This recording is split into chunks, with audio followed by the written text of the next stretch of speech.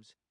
He had holed up in a derelict chicken coop and played his battered guitar in the all-around silence of deepest winter.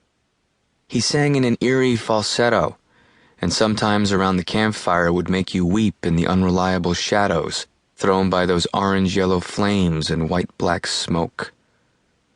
He was the best among us.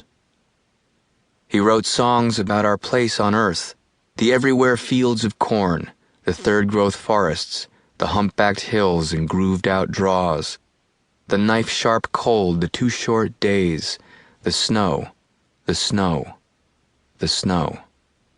His songs were our anthems.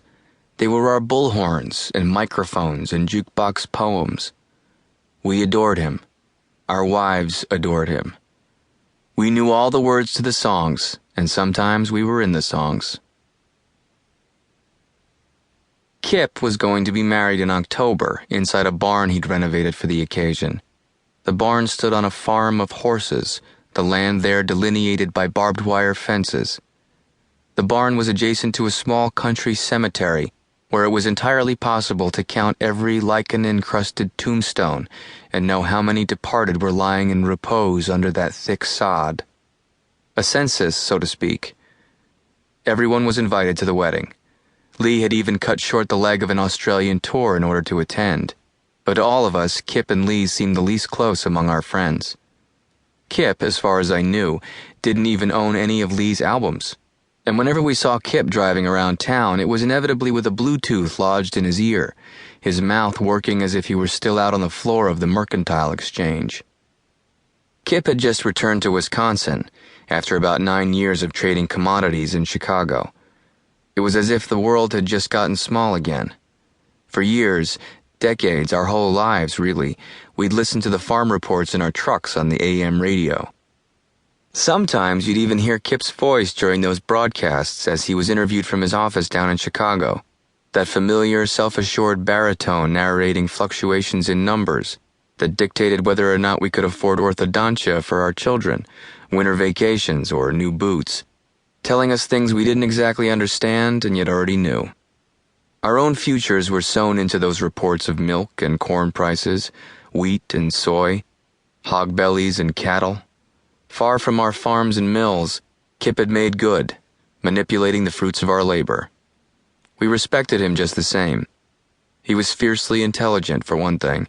His eyes burned in their sockets as he listened intently to us complain about seed salesmen, pesticides, fertilizer pricing, our machines, the fickle weather. He kept a farmer's almanac in his back pocket, understood our obsession with rain. Had he not gone away, he might have been a prodigious farmer himself. The almanac, he once told me, was almost entirely obsolete, but he liked to carry it around. Nostalgia, he explained. After he returned, Kip bought the boarded-up feed mill downtown, the tallest structure in town. Its 6-story grain silos had always loomed over us, casting long shadows like a sundial for our days. Very early in our childhoods, it had been a bustling place where corn was taken to be held for passing trains, where farmers came to buy their fuel in bulk, their seed, other supplies. But by the late 80s, it had fallen into disrepair, the owner having tried to sell in a time when no one was buying. It was only a few months before the high schoolers began throwing stones through the windows, decorating the grain silos with graffiti.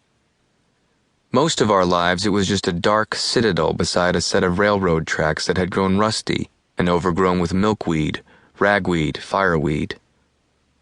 The floors had been thick with pigeon shit and bat guano, and there was a lake of standing water in the old stone basement. In the silos, rats and mice ran rampant, eating the leftover grain.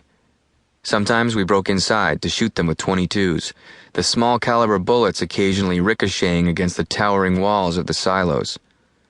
We used flashlights to find their beady little eyes, and once, Ronnie stole one of his mother's signal flares from the trunk of her car, dropping it down into the silo where it glowed hot pink against the sulphurous darkness as we shot away.